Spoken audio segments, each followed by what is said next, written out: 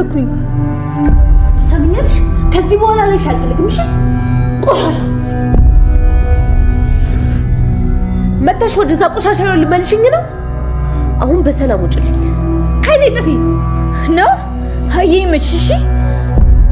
በጣም ጥሩ ሚስጥርሽን እንደሰማው ረስተሻል መሰለኝ። ቀጣይ ስመጣ ሚስጥርሽን ላፈነዳው ነው የምመጣሽ። ይመሽ አንቺ ገረድ ዝም ብለሽ እናቴ አትበይሽ። የምጠይቅሽን ካልመለሽ እገልሻለሁ። እናቴ ብለን የምጠይቅሽን መልሽልኝ እንጂ ምንድነው የምመልስልሽ? በዚህ ሰዓት ላንቺ ጉዳይ ቦታ ምሰጥ ይመስልሻል? ጭራሽ እየጮሽብኝ ነው። ምን አይነት ክፉ ሴት ነሽ? ያለሁበት ሁኔታ አይታይሽም? እንዴት አይነት ክፉ ልብ ቢኖርሽ ነው? ሰሚኛለሽ? እንኳን መታገት ለምን አሞትም እኔም ያገባው ቃል በስ ጥሩ ነገር መናገር ካልቻልሽ ዝም በይ እሺ። ብሌንዬ ቆይ የደወለልሽን ሰው ታውቂያለሽ እንዴ? ቆይ ምን ፈልገው ነው ምስኪን ወናሽ ጋር እንደዚህ የጨከኑባት? ወይ ለፖሊስ እናመልክት እንዴ? አይ ማሚዬ ጥሩ ሀሳብ አይመስለኝም። ቆይ ለምን የሆነ ነገር ቢያደርጓትስ? አዎ ትዬ እናቴን የሆነ ነገር ያደርጉብኛል። መልሰው እስኪደውሉ መጠበቅ ይሻላል። በቃሽ። እኔ ሰለኝ መጥፎ ሰውም አይደለሁ ነህ። የሰው እምነት ቀጥፈ በበላ ካዲ ጭምር ነህ። በቃሽ። እኔ ካዲ አይደለሁም። ብሌን ለመጠበቅ ስል ብቻ ነው ያደረኩት። ስንት ከፈልሁ ግን? ስንት ከፍለው ነው የምትሰራላቸው? ይቅርታ ማዘር፣ አንድ ቀን ሁሉንም ይረዱታል። ዛሬ ማታ ከምትሰሪበት ቤት ኮተትሽን ሰብስበሽ ውጪ። በር ላይ የሚጠብቅሽ መኪና አለ። እዛ መኪና እንደገባሽ እናትሽን እነግርልሻለሁ። እሺ ያልከኝን ነገር በሙሉ አደርጋለሁ። ስሚ ደግሞ ለአሰሪሽ ከዚህ በኋላ ገረድ መሆን እንደማትፈልጊ ነግረሻት ነው የምትወጪው። እሺ እነግራታለሁ። ሌላ ነገር አስባለሁ ብትይ ግን እናት አይ አላስብም። ያልከኝን ብቻ ነው የማደርገው። አይ እንዳታረጊው። ለእናቴ ስል ምንም ነገር ቢሆን አደርጋለሁ። እሺ ብሌን በር ላይ አይታ የደነገጠችው ሰው ማን ነው የሚለውን ነገር ስናነሳ ምናልባት ሊሆን የሚችለው ሳሚ ነው ማለት ነው። ሳሚ ከዚህ በፊት ብሌንን የነሱ ቤት ሄዶ አልጋ ላይ አፍኖ ሊገላት ሞክሮ ነበር። ያኔ ደግሞ ፊቱን በደንብ አይታለች። እሱ ደግሞ ያኔ እሷ ሞታለች ብሎ ነበር ጥሏት የወጣው ማለት ነው። አሁን ደግሞ በር ላይ ቆሞ ስታየው እናም ደግሞ በመኪና እሱ ይዟት ሊሄድ እንደሆነ ስታውቅ ምናልባትም ድጋሜ ሊገለኝ ይችላል የሚለው ነገር አስደንግጧትም ሊሆን ይችላል ማለት ነው። ከዛም በኋላ ያው የደወለላት እሱ ከሆነና እናም ደግሞ እናትሽን ያገትን እኛንን ካላት ምናልባት እዛ መኪና ውስጥ ላትገባት ትችላለች ማለት ነው። ሌላ አዲስ ሰው ቢሆን ኖሮ ልትሸወድለት ወይ ደግሞ ነገሮችን ሳታጤን መኪና ውስጥ ትገባ ነበር። ግን ደግሞ ከዚህ በፊት እሷን ለመግደል የሞከረ ሰው እኔና እዚህ መኪና ውስጥ ግቢ፣ እኔ የምወስድሽ ቦታ እንሄዳለን ካላት ያው በግልጽ ሊገሏት ወይ ደግሞ ሊያጠፏት እንደሆነ ስለምታውቅ ምናልባት እዛ መኪና ውስጥ ላትገባ ትችላለች ማለት ነው። በኃይሉ ይሆናል ብለን እንዳንገምት ደግሞ በኃይሉ እዛ በር ላይ አይመጣም። እዛ በር ላይ መጥቶ እሷን በመኪና ይዞ ሄደ ማለት ሰላም ልታየው ስለምችል እንደዚህ አይነት ነገር አያደርግም እሱ።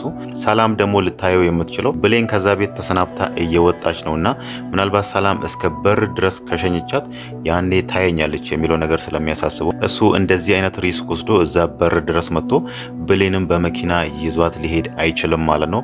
እዛ በር ላይ ቆሞ ነይና ይዤሽ ልሂድ የሚላት ሳሚ ብቻ ነው ማለት ነው። ብሌንም ለዛ ነው እንደዚህ የደነገጠችው።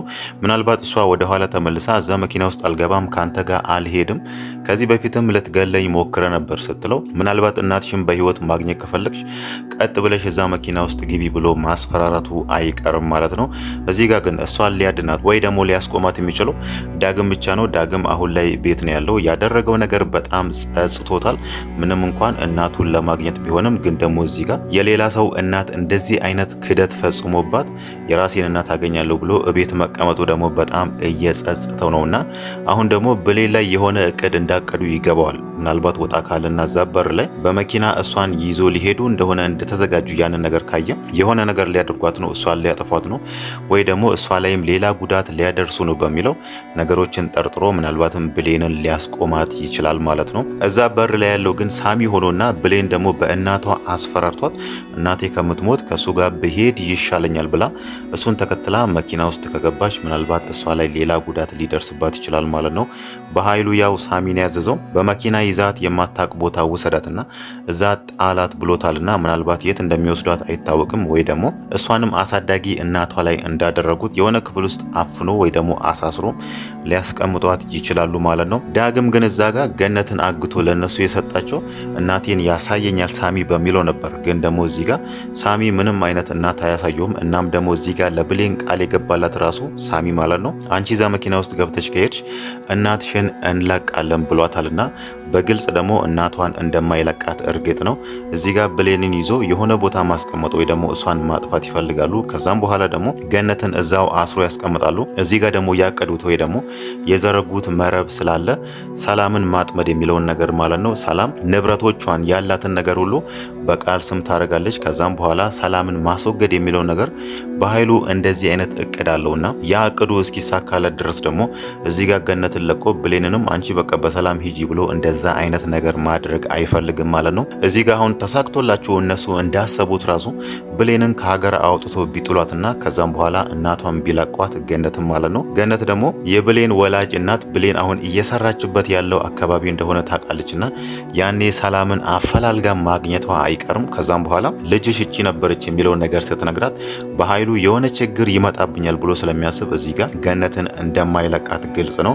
ዳግም ደግሞ እዛ ጋር ሳሚን አምኖታል። ሳሚ ባለፈው ቃል የገባለትን ወላጅ እናትህን አሳያለሁ አንተ ደግሞ ገነትን አግተ አምጣልኝ ብሎት ነበርና እዚህ ጋር አሁን ሳሚ ላይ ደውሎ እናትህን አሳያለሁ ብለኸኝ ነበር እና እናት የታለች አሳየኝ ሲለው ሳሚ ምንም አይነት እናት አያሳየውም። ያኔ ሁለቱ መጋጨታቸው ወይ ደግሞ መጣላታቸው አይቀርም።